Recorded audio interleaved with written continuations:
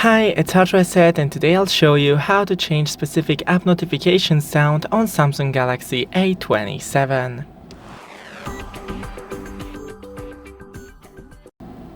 So first go into the settings. Then from here we need to find sounds and vibration, notification sound, and here you can change the sound of all the notification. Also right here you have the notification vibration.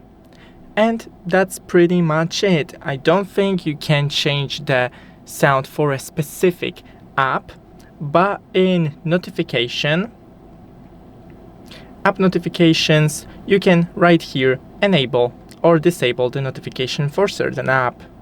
Thanks for watching, don't forget to leave a like and see you in the next one.